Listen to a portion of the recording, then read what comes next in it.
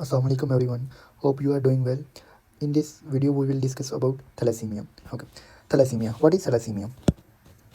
तो देखिए, सबसे पहले देखें हमारे पास ये हीमोग्लोबिन है, ठीक है। हीमोग्लोबिन, अब हीमोग्लोबिन जो है ये किस तरह बनती है? हीमोग्लोबिन में कौन कौन से कंपोनेंट होते हैं? इसमें ग्लोबिन होता है, ठीक है, ग्लोबिन होता है एंड हीम होता है। हीम मिल किससे मिलकर बनी होती है? प्रोटोपोरफायरन एंड आयरन। ओके, अब देखें थैलासीमिया में होता क्या है। जो थैलासीमिया होता है इसके अंदर जो ग्लोबिन चेन होती है उसका डिफेक्ट होता है। किसका डिफेक्ट होता है? ग्लोबिन चेन का। जब ग्लोबिन चेन का डिफेक्ट होगा तो अब क्या होगा? ग्लोबिन चेन नहीं बनेगी। जब ग्लोबिन चेन नहीं बनेगी तो अब ग्लोबिन ने हीम के साथ मिलके इन्होंने क्या बनाना था? इन्होंने बनाना था हीमोग्लोबिन। अब ग्लोबिन चेन नहीं होगी तो फिर क्या होगा कि हीमोग्लोबिन की प्रोडक्शन नहीं होगी, हीमोग्लोबिन जो होगी इसके अंदर कम होगी। तो बीटा थैलासीम जो हमारे पास थैलासीमिया होता है इसके अंदर क्या होता है? इसके अंदर जो डिफेक्ट होता है वो ग्लोबिन चेन का होता है, ठीक है, ग्लोबिन चेन का। देखें ये है हीमोग्लोबिन। हीमोग्लोबिन का स्ट्रक्चर किस तरह का होता है? हीमोग्लोबिन के ऊपर ये प्रोटोपोरफायरन लगा होता है, ठीक है। ये सेंटर में इसके अंदर आयरन पड़ा होता है, Fe2 फॉर्म है, ओके। और ये प्रोटोपोरफायरन होता है और यहाँ से इसकी जो होती है वो चेन निकलती है। कौन सी? हमारे पास ग्लोबिन चेन होती है, ठीक है। तो ये इस तरह के अगर 4 जो मोनोमर बने, ठीक है, 4 मोनोमर, ये हमारे पास है 4 मोनोमर ऑफ द हीमोग्लोबिन। ये 4 मोनोमर है और इन 4 मोनोमर से आगे जो होती है ग्लोबिन चेन निकली होती है। ये कौन सी निकली होती है? Globin chain. ये ग्लोबिन चेन और ये 4 मोनोमर जो होते हैं ये मिल के क्या बनाते हैं? एक हीमोग्लोबिन का मॉलिक्यूल बनाते हैं, ओके।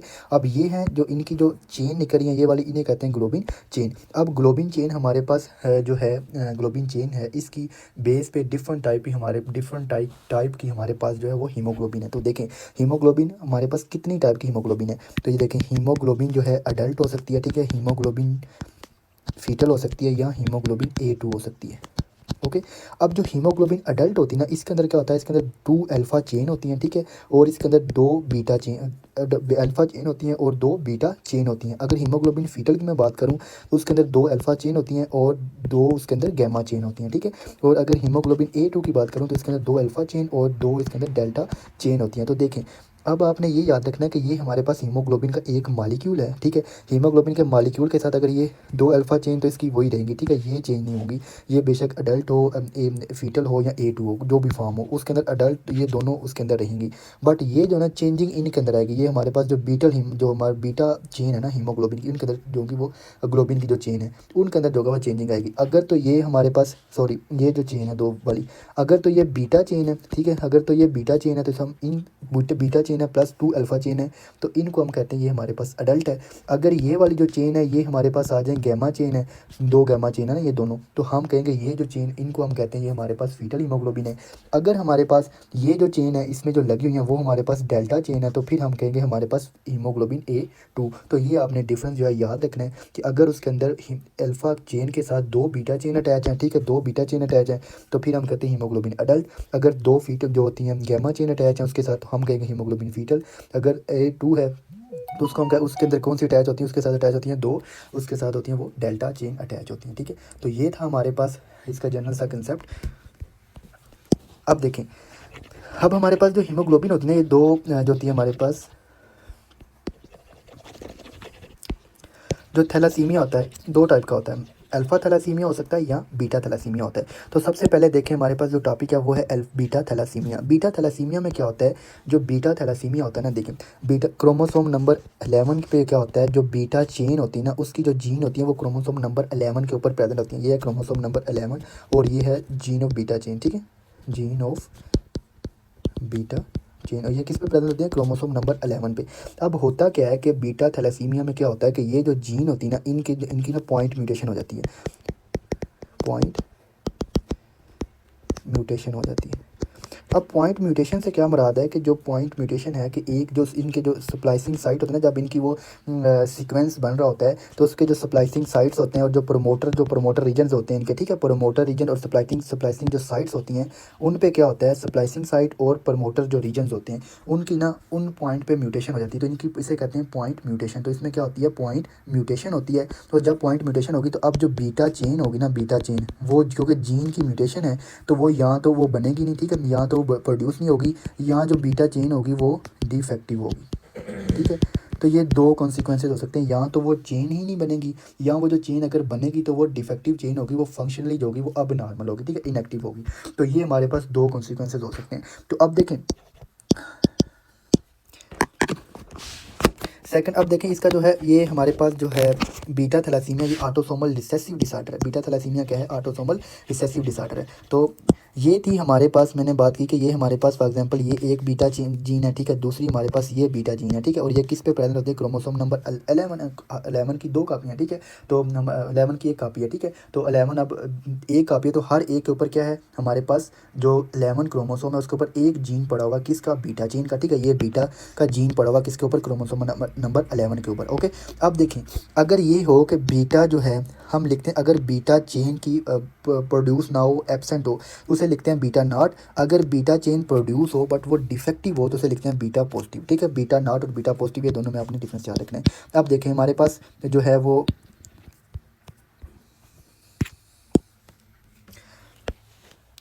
अब इसमें देखें कि हमारे पास जो है बीटा जो है अगर ये हो गए फॉर एग्जांपल किसी के अंदर डिफरेंट टाइप की उनके अंदर वो बीटा चेन बन सकती हैं, या तो अब एब्सेंट हो सकती हैं या डिफेक्टिव हो सकती हैं।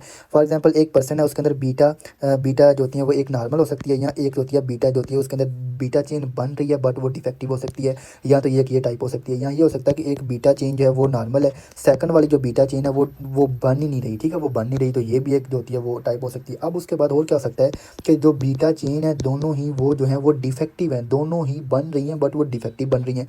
ओके, अब फोर्थ पे क्या हो सकता है कि जो एक बीटा पॉजिटिव बन रही है, ठीक है, और जो होती है दूसरी क्या बन रही है? बीटा नॉट बन रही है। एक बीटा बन ही नहीं रही, ठीक है, बीटा चेन, बट एक बन रही है, वो बन रही है लेकिन वो डिफेक्टिव है, ये हो सकता है। और क्या हो सकता है कॉन्सिक्वेंसेस इसके अंदर और इसके अंदर जो हो सकता है कि ये जो होती है बीटा चेन दोनों ही जो होती है इनकी प्रोडक्शन ही नहीं हो रही, दोनों की जो है प्रोडक्शन ही नहीं हो रही, दोनों की प्रोडक्शन ही नहीं हो रही, तो ये हो सकता है, ठीक है, तो ये हो सकता है। और इसके अलावा क्या बन सकता है? और इसके अलावा जो होता है हमारे पास एक बीटा नॉट हो सकती है, ठीक है, और एक हमारे पास जो होती है बीटा नॉट। ओके, तो ये ऑलमोस्ट पूरे हो गए। तो ये हमारे पास होती हैं, ये हमारे पास बीटा पॉजिटिव हो सकती हैं, बीटा नॉट, बीटा पॉजिटिव, और ये हमारे पास सारी जो होती हैं इनकी टाइप्स हो सकती हैं। ओके, बीटा की जो होती है हमारे पास जो बीटा चेन बन रही है ना, वो इस तरह उनकी जो होती हैं वो बन सकता है उनका जो होता है वो सीक्वेंस, ठीक है। तो अब देखें ये था हमारे पास जो है बीटा चेन। अब हमारे पास जो बीटा चेन है ना, जो हमारे पास बीटा थैलेसीमिया ये भी आगे फर्दर डिवाइड है। बीटा जो होता है हमारे पास थैलेसीमिया माइनर हो सकता है, या हमारे पास क्या हो सकता है? मेजर हो सकता है।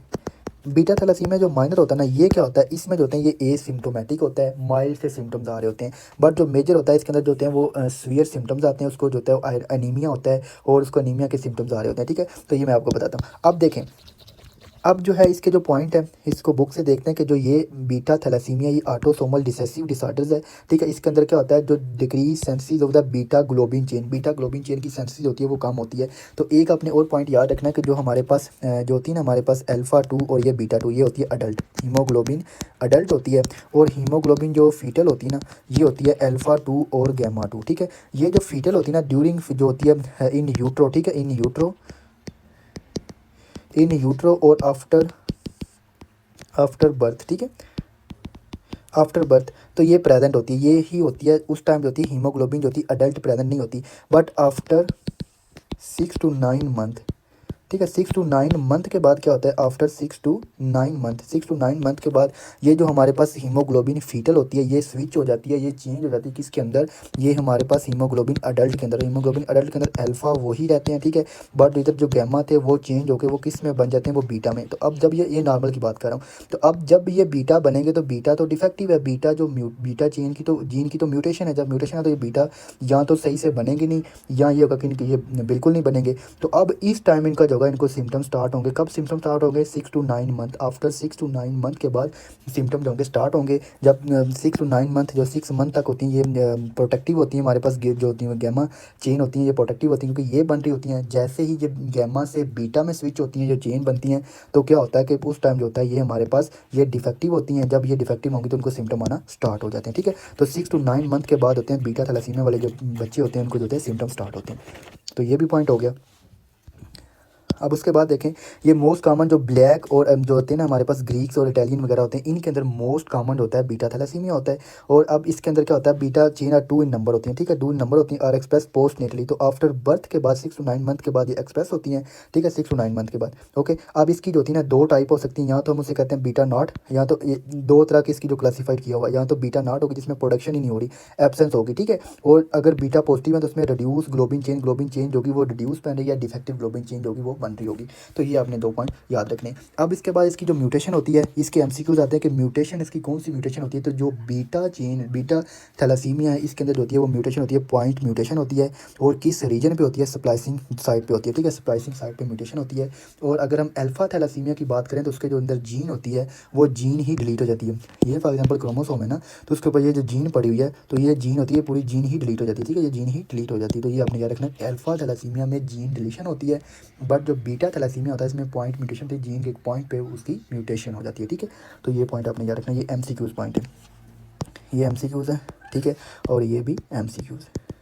ओके, उसके बाद नेक्स्ट देखें, बीटा थैलासीमिया की आगे मैंने बताया था 2 टाइप होती हैं, एक तो होती है मेजर और एक होती है माइनर। मेजर हम किसको कहते हैं, जिसके अंदर होती है बीटा, देखें मेजर कौन सी होगी, जिसके अंदर होगी ना हमारे पास, पहले हम बीटा थैलासीमिया माइनर करते हैं। तो माइनर में क्या होता है कि जिसके अंदर बीटा नॉट, एक तो बीटा चेन बन ही नहीं रही, ठीक है, बीटा चेन की प्रोडक्शन ही नहीं हो रही, 2 बीटा चेन बननी है ना। देखें ये 4 बीटा चेन, 4 चेन होती हैं ग्लोबिन चेन, 2 अल्फा होंगी, 2 बीटा होंगी, ठीक है। तो इस तरह एक कंप्लीट होता है, ये चेन लगती हैं और हीमोग्लोबिन का एक मॉलिक्यूल बनता है। तो अब क्या होगा कि ये जो बीटा जो होगी, एक तो जो होगी नॉट, बीटा नॉट है, इट मीन कि एक बीटा चेन बन ही नहीं रही, ठीक है।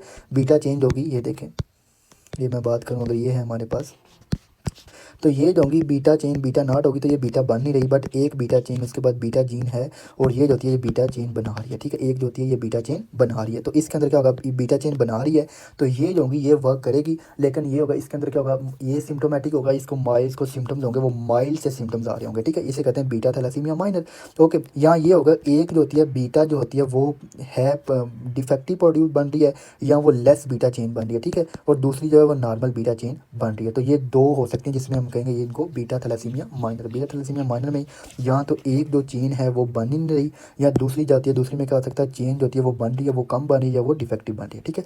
तो ये अपने 2 पॉइंट याद रखने। और ये होती है हेट्रोजाइगस, क्योंकि इसके अंदर दोनों चेन होती हैं, एक नॉर्मल होती है एक अबनॉर्मल होती है, ठीक है, एक नॉर्मल जीन होती है और एक अबनॉर्मल होती है, इसे कहते हैं heterozygous with 1 mutated and 1 normal beta chain होती है, ठीक है। तो ये अपने पॉइंट याद रखना है। अब इसके अंदर होता है एनीमिया, जो बीटा थैलासीमिया माइनर होता है इसके अंदर जो एनीमिया होता है वो माइल्ड माइक्रोसिटिक एनीमिया होता है। माइक्रोसिटिक एनीमिया से क्या आता है, इसके अंदर जो एम मीन कार्पस्कुलर जो वॉल्यूम होता है वो लेस देन कितना होता है, वो 80 होता है, तो हम कहते हैं इसको जो एनीमिया होता है वो माइक्रोसिटिक एनीमिया होता है। जिसके अंदर भी हीमोग्लोबिन की जो लेवल है वो कम होगा, उनके अंदर जो होता है माइक्रोसिटिक एनीमिया होता है। अब इसके अंदर भी क्या हीमोग्लोबिन कम है, देखें ना, हीमोग्लोबिन हीम और ग्लोबिन है, ठीक है। अब ये जो ग्लोबिन चेन ही नहीं होगी या डिफेक्टिव होगी तो हीमोग्लोबिन नहीं बनेगी, जब हीमोग्लोबिन नहीं बनेगी तो ये कम हो जाएगी, जब भी हीमोग्लोबिन कम होती है तो फिर क्या होता है, फिर उनको जो होता है एनीमिया कौन सा आता है, माइक्रोसिटिक एनीमिया होता है। तो ये भी अपने पॉइंट याद रखना है, माइक्रोसिटिक एनीमिया होता है, ठीक है। फिर उसके बाद देखें माइल्ड, ये जो होते हैं ना, जो फेल्सीपैरम जो मलेरिया होता है ये माइल्ड से प्रोटेक्टिव होते हैं, क्योंकि इन्होंने आके जो होता है ना वो बीटा जो चेन होती हैं, जो रेड ब्लड सेल होते हैं उनके ऊपर आके उधर आके उन्होंने अटैक करना होता है। तो अब ये बीटा जो रेड ब्लड सेल हैं यही डिफेक्टिव है, बीटा चेन ही नहीं है इनके अंदर, वो यह डिफेक्टिव है, तो ये माइल्ड से जो होते हैं ये प्रोटेक्टिव होते हैं ये लोग, ठीक है। तो ये भी अपने पॉइंट याद रखना है। नॉन ट्रांसफ्यूजन रिक्वायर्ड, अब इसके अंदर जो माइल्ड सा एनीमिया होता है तो इसके अंदर जो ब्लड ट्रांसफ्यूजन है उसकी हमें ज़रूरत नहीं पड़ती, ओके, नहीं पड़ती। अब देखें सबसे पहले जो इसका जो अब इसकी फीचर किस तरह के होंगे, अब हमने जो था सबसे पहले इसका जो टेस्ट हमने करवाना होता है इन पेशेंट, अगर किसी भी हमारे पास पेशेंट आ जाए एनीमिया वाला, तो फर्स्ट हम टेस्ट करवाते हैं, हमारे पास होता है सीबीसी के बाद तो हमें क्या मिलता है, इनके अंदर क्या मिलता है, इनके मिलता है माइक्रोसिटिक एनीमिया, ठीक है, माइक्रोसिटिक एनीमिया मिलता है, ओके। हीमोग्लोबिन का जो लेवल होगा वो कम होगा, एमसीवी जो होगा इनके अंदर वो लेस देन 80 होगा, तो हम कहते हैं इनको जो एनीमिया है वो माइक्रोसिटिक एनीमिया है। फिर उसके बाद हमने करवाना था blood smear, blood peripheral blood smear, ठीक है, हमने सेकंड क्या करवाते हैं, पेरिफेरल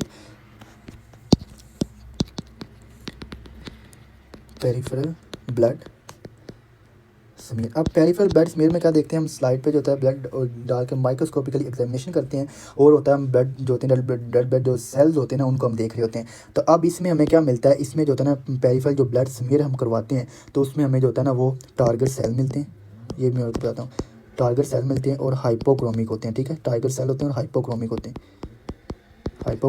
अब टारगेट सेल में क्यों मिलते हैं, ये देखें, ये है हमारे पास जो रेड ब्लड सेल है ना, इसका ये इस तरह का होता है, इसकी शेप होती है जो होती है बाई कनकेव होता है, ठीक है, बाई कनकेव होता है, और इसकी जो हीमोग्लोबिन प्रेजेंट होती है वो इसकी जो होती है वो पेरीफेरी इस तरह प्रेजेंट होती है, इस तरह हीमोग्लोबिन प्रेजेंट होती है पेरीफेरी।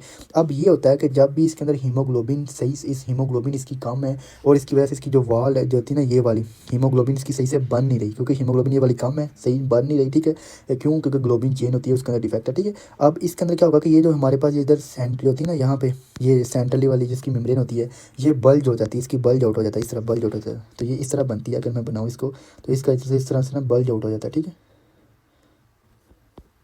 ठीक है, इस तरह बल्ज आउट हो जाता है। और बल्ज आउट होने की वजह से ये जो होता है ना इसके अंदर थोड़ी सी हीमोग्लोबिन इसके अंदर भी आ जाती है।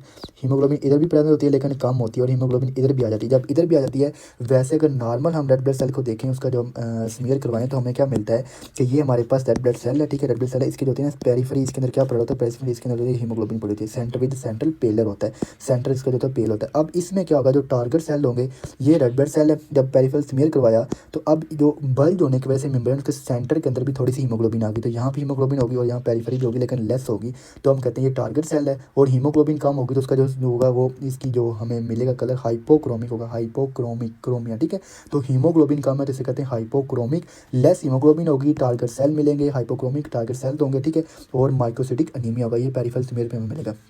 नेक्स्ट हमारे पास जो मोस्ट एक्यूरेट टेस्ट होता है वो हमने क्या करवाना होता है, वो इलेक्ट्रोफोरेसिस करवाते हैं, प्लाज्मा इलेक्ट्रोफोरेसिस। ठीक है, हमने क्या करवाना होता है इसका प्लाज्मा इलेक्ट्रोफोरेसिस, इलेक्ट्रोफोरेसिस। अब इलेक्ट्रोफोरेसिस में हमने क्या देखना होता है, हमने हीमोग्लोबिन देखते हैं। तो हमारे पास कितनी टाइप की हीमोग्लोबिन है, हीमोग्लोबिन अडल्ट है, हीमोग्लोबिन जो होती है हमारे पास फीटल होती है, और हीमोग्लोबिन हमारे पास जो होती है वो कौन सी होती है हीमोग्लोबिन, वो होती है हमारे पास A2। अगर मैं नॉर्मल की बात करूँ, टेस्ट के अलावा नॉर्मल की अगर मैं बात करूँ, तो नॉर्मल में क्या होता है, जो हीमोग्लोबिन अडल्ट होती है ना, ये हमारे पास होती है ऑलमोस्ट जो होती है 95% से ज़्यादा होती है। ठीक है, 95% से ज़्यादा होती है। और जो हीमोग्लोबिन फीटल होती है ये 1% होती है, और ये हमारे पास होती है मोर देन 95% होती है, और ये हमारे पास होती है 2.5% होती है। अगर मैं अडल्ट की बात करूँ, आफ्टर अडल्ट की बात करूँ या आफ्टर 6 to 9 मंथ के बाद की बात करूँ, तो ये इस तरह हीमोग्लोबिन प्रेजेंट होती है बॉडी के अंदर। देखें, जब हम ये क्योंकि ये 6 to 9 मंथ के बाद है, जब हम इसका इलेक्ट्रोफोरेसिस करवाते हैं तो हमें क्या मिलता है, ये जो हीमोग्लोबिन होती है हीमोग्लोबिन अडल्ट, हीमोग्लोबिन जो अडल्ट होती है, क्योंकि इसके अंदर ही बीटा चेन होती है, इसके अंदर क्या होती है बीटा चेन होती है। तो बीटा चेन जो होती है वो डिफेक्टिव है, वो बन नहीं रही। जब वो बन नहीं रही तो ये जो हीमोग्लोबिन अडल्ट होगी ये कम होगी, ये 90% से कम होगी, और थोड़ी सी ये जो वाली ना ये इंक्रीज़ हो जाएंगी। ठीक है, ये कंपनसेशन को पूरा करने के लिए ये हो जाएगी इंक्रीज़। तो ये जो हीमोग्लोबिन फीटल होगी ये ज़्यादा होगी, ये हमारे पास हो जाएगी 2%। ठीक है, ये कितनी हो जाएगी 2% हो जाएगी, और ये 2.5 होती है तो ये 2.5 से ज़्यादा होगी, ऑलमोस्ट 5% हीमोग्लोबिन होगी। तो ये आपने याद रखना है जब हम इलेक्ट्रोफोरेसिस करवाते हैं, तो हमें जो होता है इलेक्ट्रोफोरेसिस में हमें जो होता है ये कम मिलती है। ठीक है, हीमोग्लोबिन जो फीटल होती है ये 2% मिलती है, और हीमोग्लोबिन जो अडल्ट होती है ऑलमोस्ट 5% हमारे पास होती है। तो ये हमारे पास डेफिनेटिव जो होता है हमारे पास डायग्नोस्टिक टेस्ट है ये इलेक्ट्रोफोरेसिस में, जिसमें हम हीमोग्लोबिन का लेवल जो होता है वो चेक कर रहे होते हैं कितनी हमारे पास परसेंटेज है हीमोग्लोबिन की। ठीक है, ये तो हमारे पास हो गया बीटा थैलासीमिया माइनर का। ठीक है, तो ये देख लें इसके अंदर हीमोग्लोबिन अडल्ट होगी तो ये 2 अल्फा 2 इसके अंदर वो डिक्रीज़ होगी, इंक्रीज़ होगी हीमोग्लोबिन अडल्ट A2, और नॉर्मल हीमोग्लोबिन जो फीटल होगी ये थोड़ी सी इंक्रीज़ होगी। यहाँ पे नॉर्मल लिखा हुआ, बस पैथो की जो बुक्स हैं उनमें लिखा हुआ कि ये जो है हमारे पास 1% होती है, तो 1% होती है, और ये इसमें क्या होगी 2% होगी। ठीक है, नॉर्मल यहाँ 2 इंक्रीज़ होगी। ठीक है, तो आपने याद रखना कि ये इंक्रीज़ ही होगी। अब नेक्स्ट देखें हमारे पास जो है बीटा, और इसके अंदर ना ब्लड ट्रांसफ्यूजन नहीं कर रहे होते, इसका जो होता है ये ट्रीटमेंट नहीं करते इसका। ठीक है, ट्रीटमेंट इसका नहीं करते, ब्लड ट्रांसफ्यूजन वगैरह इसके अंदर नहीं कर रहे होते बीटा थैलासीमिया माइनर के अंदर। अब नेक्स्ट देखें हमारे पास है बीटा थैलासीमिया मेजर। तो ये मैंने सारी चीज़ें आपको बता दी हैं। बीटा थैलासीमिया मेजर को कोलीज डिजीज़ भी कहते हैं, तो ये इस तरह भी MCQs के अंदर इसका नेम आ जाता है, तो ये भी आपने याद रखना है। ठीक है, ये भी इसका MCQ है, ये पैथो का MCQ है। ठीक है, ये भी आपने याद रखना है। देन उसके बाद देखें कि जो बीटा थैलासीमिया हमारे पास मेजर है ये होमोजाइगस होता है। ठीक है, इससे क्या मुराद है कि यहाँ तो दोनों जीन जो हमारे पास जो चेन होंगी वो उनकी प्रोडक्शन नहीं होगी, या दोनों चेन होंगी वो प्रोड्यूस होंगी बट वो डिफेक्टिव होंगी या लेस प्रोडक्शन होगी। तो इसके अंदर बीटा नाट होंगी, दोनों की प्रोडक्शन नहीं हो रही, या बीटा पॉजिटिव होंगी, दोनों कम प्रोड्यूस हो रही हैं। तो ये अपने दोनों इसकी जो होते हैं अपने वेरिएंट याद रखने हैं। अब इसके फीचर क्या होंगे, क्योंकि इसके अंदर जो कि बीटा चेन नहीं बन रही है। तो देखें ये थी दो अल्फ़ा चेन होती हैं और 2 बीटा चेन होती हैं। अब ये जो बीटा चेन है ये बन ही नहीं रही। जब बीटा चेन नहीं बनेगी तो इसकी जगह पे क्या बन जाएंगी, अल्फ़ा चेन बन जाएंगी, और ये जो अल्फ़ा चेन होगी ये अपनी टेट्रामर बना देंगी। ठीक है, और ये टेट्रामर बना देंगी। जब ये टेट्रामर बनाएंगी तो एग्रीगेशन होगी, इनकी एग्रीगेशन होने से क्या होगा, ये रेड ब्लड सेल को डिस्ट्रॉय करवा देंगी, ये रेड ब्लड सेल को डिस्ट्रॉय करवा देंगे। जब रेड ब्लड सेल की डिस्ट्रक्शन होगी तो अब क्या होगा, अब उनको जो होगा वो सीवियर अनीमिया होगा। ओके, सीवियर उनको अनीमिया हो जाएगा, रेड ब्लड सेल कम हो जाएंगे, अनीमिया हो जाएगा उनको। तो ये क्या अल्फ़ा टेट्रामर बनाते हैं, एग्रीगेशन करते हैं और रेड ब्लड सेल की डिस्ट्रक्शन करवा देते हैं इसके अंदर। ठीक है, तो ये अपने पॉइंट याद रखना है। इसके अंदर क्या होता है, सीवियर माइक्रोसिटिक अनीमिया होता है। ओके, माइक्रोसिटिक अनीमिया होता है। अब होता क्या है कि जो बीटा थैलासीमिया मेजर होता है, देखें बीटा थैलासीमिया मेजर में क्या होता है, नॉर्मल हमें पता है कि बोन मैरो के अंदर क्या होती है, रेड ब्लड सेल जो होते हैं वो प्रोड्यूस हो होते हैं। ठीक है, मेच्योर फॉर्म जो होती है वो निकलती है, वो ब्लड में आ जाती है। अब होता क्या है कि जब इसके अंदर जो कि किसी के अंदर थैलासीमिया है, ठीक है, उसका मेजर बीटा थैलासीमिया मेजर है, तो अब उसमें क्या होगा कि रेड ब्लड सेल जो होंगे वो जो हमारे पास बोन मैरो होगी इसकी कंपनसेशन को पूरा करने के लिए वो बहुत ज़्यादा रेड ब्लड सेल की होगी, वो प्रोडक्शन करती जाएगी, ठीक है। बट जो रेड ब्लड सेल वो प्रोड्यूस कर रही है ना, वो इमेच्योर सी फॉर्म है, इमेच्योर फॉर्म है, क्योंकि वो मेच्योर फॉर्म नहीं बना रही, इतना टाइम नहीं उसको मिला कि उसको मेच्योरेशन करे, तो वो इमेच्योर, और उसकी जो ग्लोबिन चेन है, क्योंकि ग्लोबिन चेन भी उसकी डिफेक्टिव है, तो जब ग्लोबिन चेन ही सही से नहीं बनी तो वो इमेच्योर सी फॉर्म जो कि वो रेड ब्लड सेल जो होंगे वो बनाती जाएगी, और वो अब ब्लड में आएंगे, वो स्प्लीन में जाएंगे, तो ये जाएंगे स्प्लीन के अंदर, और स्प्लीन के अंदर जो मैक्रोफेजेस होंगे वो क्या करेंगे, वो इनकी करवा देंगे डिस्ट्रक्शन, ठीक है, डिस्ट्रक्शन इसे कहते हैं डिस्ट्रक्शन को। और ये कौन सी, इस जब भी स्प्लीन के अंदर रेड ब्लड सेल डिस्ट्रॉय होते हैं उसे कहते हैं extra vascular hemolysis, extra vascular vessel से बाहर हो रही है, एक्स्ट्रा वेस्कुलर लाइक स्प्लीन में हो रही है, extra vascular hemolysis, extra vascular हिमालसिस होगी। और जब भी इनको एक्स्ट्रा वेस्कुलर हिमालसिस होगी तो अब उनको क्या होगा, एक्स्ट्रा वेस्कुलर हिमालसिस जब भी होगी तो उससे क्या होगा, उससे उनको जो है प्रोटोपोरफायरन से आगे अन्य कॉन्जुगेटेड बिलिरुबिन बनता है, जिससे क्या होता है उनको जो होता है हमारे पास अन्य कॉन्जुगेटेड बिलिरुबिन का लेवल ब्लड के अंदर ज़्यादा हो जाता है, तो उनको जो होता है वो जॉइंटिस भी होता है, तो ये भी आपने पॉइंट याद रखना है, ओके। तो इन अफेक्टिव एरिथ्रोपोइसिस, सही से उनकी एरिथ्रोपोइसिस नहीं होगी, ठीक है, सही से उनकी एरिथ्रोपोइसिस नहीं होगी, ये क्योंकि red blood cell undergo apoptosis in bone marrow, तो ये क्या होता है, रेड ब्लड सेल जो होंगे ना इनफेक्टिव क्यों होगी, मैंने आपको बताया कि जब इनके अंदर ग्लोबिन चेन ही नहीं बन रही, ग्लोबिन चेन ही नहीं है, तो रेड ब्लड सेल होंगे वो सही से उनकी प्रोडक्शन ही होगी, और जब सही से प्रोडक्शन नहीं होगी तो रेड ब्लड सेल कुछ इधर ही बोन मैरो के अंदर ही उनकी डिस्ट्रक्शन हो जाएगी, उनकी डिस्ट्रक्शन हो जाएगी, इसे कह रहा है इनअफेक्टिव एरिथ्रोपोइसिस, ठीक है, इनअफेक्टिव एरिथ्रोपोइसिस होगी। उसके बाद अगर इनको जो होता है, अब इनकी इतनी ज़्यादा ब्लड जो होती है वो डिस्ट्रक्शन हो रही है, रेड ब्लड सेल डिस्ट्रॉय हो रहे हैं, तो उनकी एनीमिया, सीवियर एनीमिया है, तो उनकी जो होती है हीमोग्लोबिन बहुत ज़्यादा कम हो जाती है, तो इनके लिए हमें जो होता है वो ब्लड ट्रांसफ्यूजन करना पड़ता है, ब्लड ट्रांसफ्यूजन करना पड़ता है, ओके, इनके लिए क्या करना पड़ता है, ब्लड ट्रांसफ्यूजन करना पड़ता है, तो इनके लिए तो रेगुलर ब्लड ट्रांसफ्यूजन होती है इन पेशेंट की, ठीक है, एक्स्ट्रा मिडुलरी। अब इतनी ज़्यादा जब डिस्ट्रक्शन हो रही होती है बोन मैरो, तो बोन मैरो जो होती है इसकी कंपनसेशन को पूरा नहीं कर रही होती, तो अब क्या होता है कि जो हमारे पास स्कल होती है, ठीक है, स्कल होती है, स्कल से जो होती है वो हेमेटोपोइसिस स्टार्ट हो जाती है, और जो होती है जो हमारे पास जो जा होता है, ठीक है, ये जा होता है, इधर से हेमेटोपोइसिस स्टार्ट हो जाती है, ठीक है, हेमेटोपोइसिस जब स्कल से स्टार्ट हो जाएगी तो उसकी जो है ना ये क्रू कट एक्सरे करवाएंगे तो क्रू कट अपीयरेंस आएगी, क्रू कट अपीयरेंस आ जाएगी, क्रू कट अपीयरेंस आएगी, इसे कहते हैं क्रू कट अपीयरेंस, और यहाँ क्रू कट अपीयरेंस, ठीक है, क्रू कट अपीयरेंस आएगी, और जब जा से प्रोड्यूस होगी तो उसका जो जा होगा ना, उसका जो होगा वो फेस होगा चिक मोंग फेसिस हो जाएगा, चिक मोंग फेसिस, ठीक है, फेसिस हो जाएगा, क्योंकि इधर से जो कि हेमेटोपोइसिस हो रही है। अब भी इनकी जो होती है वो कंपनसेशन को पूरा नहीं किया जा रहा, रेड ब्लड सेल इतने ज़्यादा डिस्ट्रॉय हो रहे हैं, तो क्या होगा कि लीवर के अंदर भी प्रोडक्शन होना स्टार्ट हो जाएगी, जो कि इसकी हेमेटोपोइसिस स्टार्ट हो जाएगी, और स्प्लीन के अंदर भी स्टार्ट होगी। जब लीवर और स्प्लीन के अंदर स्टार्ट होगी तो अब क्या होगा, इसको हेपेटोमेगाली हो जाएगी, हेपेटोमेगाली हो जाएगी इसके अंदर, जो कि वो हेमेटोपोइसिस स्टार्ट होने से, और इससे स्प्लीनोमेगाली हो जाएगी, ठीक है, स्प्लीनोमेगाली हो जाएगी। तो देखें होता क्या है कि इसकी जो स्कल होती है, स्कल के अंदर होती है वो हेमेटोपोइसिस स्टार्ट हो जाती है, red blood cell production start होती है, तो उससे क्या होता है, उससे जो होता है उसकी क्रू कट अपीयरेंस आती है, ठीक है, और फेस जो होती है, हमारे फेस होती है वो जा होती है उधर से होती है वो स्टार्ट हो जाती है हेमेटोपोइसिस, तो उसे चिक मोंग फेसिस कहते हैं। और जो जब हम इसका जो लीवर है, अब नॉर्मली जो होती है हेमेटोपोइसिस कहाँ हो रही है, इंट्रामिडुलरी, इंट्रामिडुलरी से क्या मराता है, जो भी बोन के अंदर होगी ना हेमेटोपोइसिस से कहते हैं इंट्रामिडुलरी, तो अब जब लीवर और स्प्लीन में स्टार्ट होगी जिन्हें कहते हैं एक्स्ट्रा मिडुलरी, तो एक्स्ट्रा मिडुलरी भी हेमेटोपोइसिस जो होती है वो स्टार्ट हो जाती है, ठीक है। अब जब जो हेमेटोपोइसिस स्टार्ट होगी तो लीवर में होगी तो हेपेटोमेगाली हो जाएगी, स्प्लीन में होगी तो क्या हो जाएगा, स्प्लीनोमेगाली हो जाएगी। तो ये अपने पॉइंट याद रखने, स्प्लीनोमेगाली, ये सारे एमसीक्यूज पॉइंट है, ओके। अब उसके बाद देखें एक्स्ट्रा मिडुलरी हेमेटोपोइसिस हो रही है, ठीक है, एक्स्ट्रा मिडुलरी हेमेटोपोइसिस हो रही है, ओके, एक्स्ट्रा मिडुलरी हेमेटोपोइसिस हो रही है, red blood cell made outside the marrow, bone marrow से जो आउटसाइड रेड ब्लड सेल बनेंगे तो उसे कहते हैं एक्स्ट्रा मिडुलरी हेमेटोपोइसिस। जब एक्स्ट्रा मिडुलरी हेमेटोपोइसिस होगी रिजल्ट इसमें क्या होगा, स्कल बूजिंग हो जाएगी, ठीक है, और हेपेटोस्प्लीनोमेगाली हो जाएगी। तो ये अपने पॉइंट याद रखना, जब भी हम रेगुलर उनकी ट्रांसफ्यूजन कर रहे होते हैं ना, ब्लड ट्रांसफ्यूजन कर रहे होते हैं, तो अब क्या होता है कि जब bag of the blood, it mean के बैग ऑफ द आयरन, तो जब भी हम ब्लड किसी को ट्रांसफ्यूज कर रहे होते हैं तो उससे क्या होता है, उसकी बॉडी में आयरन आता है, तो आयरन जो होता है उसका लेवल जो होता है वो इंक्रीज हो जाता है, आयरन जो होता है, आयरन ओवरलोड होती है, जब आयरन ओवरलोड होगी तो ये सेल के अंदर डिपोजिट करता है। अगर ये सेल के अंदर डिपोजिट करे और उसके सिम्टम्स ना आए तो इसे हम कहते हैं हीमोसिड्रोसिस, हीमोसिड्रोसिस। अगर ये इसको डिस्ट्रॉय करके वो सिम्टम करवाना शुरू कर दे तो इस कंडीशन को कहते हैं हीमोक्रोमाटोसिस, हीमोक्रोमेटोसिस। तो इसके अंदर क्या होता है, हीमोक्रोमेटोसिस होता है। अब किसी को क्रोनिकली उसको ब्लड ट्रांसफ्यूजन करते जा रहे हो तो उसके क्या होगा, जो लीवर के जो हेपेटोसाइट्स होंगे उसके अंदर डिपॉजिट करेगा तो उसको हेपाटाइटिस हो सकता है। जो होता है पैंक्रियाज के अंदर डिपॉजिट करेगा तो ये जब उसको हीमोसिडरोसिस देखें, hemosiderosis secondary hemosiderosis and secondary hemochromatosis due to iron overload. तो इसके लीवर में डिपॉजिट हो जाएगा, ठीक है, पैंक्रियाज में जो होगा ये डिपॉजिट हो जाएगा, ये इंपॉर्टेंट है, ठीक है,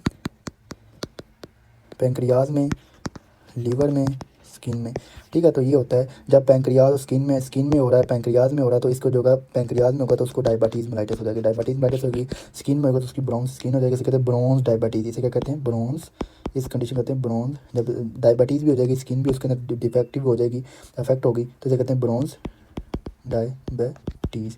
तो ये भी आपने पॉइंट याद रखना, ब्रोंज डायबिटीज़, ओके। अब उसके बाद लैब फाइंडिंग में क्या होता है, लैब जब फाइंडिंग करवाते हैं सबसे पहले हमने इनकी सीबीसी करवाई। तो सीबीसी में क्या मिला, इनके जो माइक्रोसिटिक एनीमिया होता है, माइक्रोसिटिक एनीमिया होता है और हीमोग्लोबिन का लेवल बहुत कम किया हुआ होता है, बहुत कम होता है। फिर उसके बाद हम जो होता है ब्लड स्मीयर करवाते हैं, ब्लड स्मीयर करवाते हैं और ब्लड स्मीयर में हमें क्या मिलता है, एनिसोसाइटोसिस मिलते हैं और पिकाइलो जो होते हैं पिकाइलोसाइटोसिस मिलते हैं। तो इसमें क्या होता है, एनिसोसाइटोसिस में जो होती है रेड ब्लड सेल जो साइज़ होता है वो साइज़ वेरिएशन होती है, कोई बड़ा होता है, कोई छोटा होता है, कोई बड़ा होता है। अब नॉर्मल से साइज़ मिलते हैं, इसे कहते हैं जो होती है एनिसोसाइटोसिस।